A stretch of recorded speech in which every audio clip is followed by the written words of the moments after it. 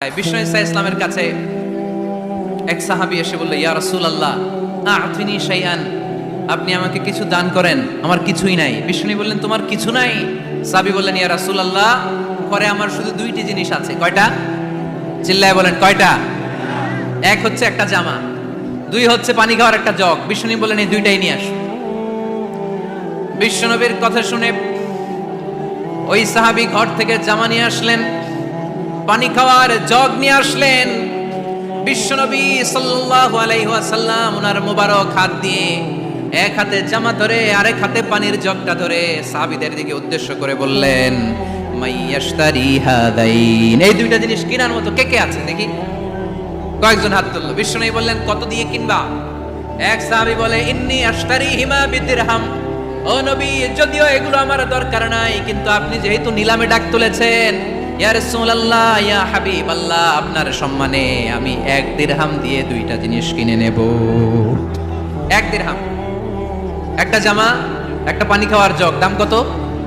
1 দিরহাম। বিশ্বনবী বললেন, না না, 1 দিরহাম তো অনেক কম হয়ে যায়। মাইয়াজিদু আলা যালিক, এর চেয়ে বেশি দামে কে কিনবা?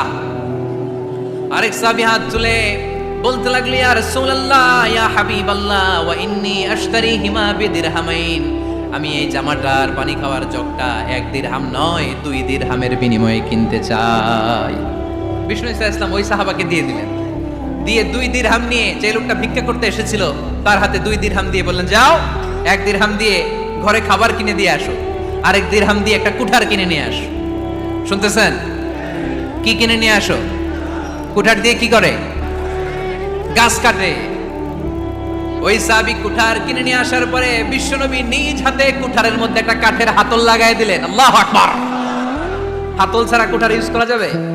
বিশ্বনবী নিজ হাতে ওই কুঠারের ভেতরে একটা হাতল লাগাই দিলেন আর বললেন, লা উরিদু আন আরাকা 15 আইয়াম, এই কুঠার নিয়ে জঙ্গলে যাও, গায়ে অনেক শক্তি আছে, কাঠ কাটো, এই কাঠ কেটে বাজারে বিক্রি করো, সামনের 15 দিন যেন আমি আমার চোখের সামনে তোমার না দেখি।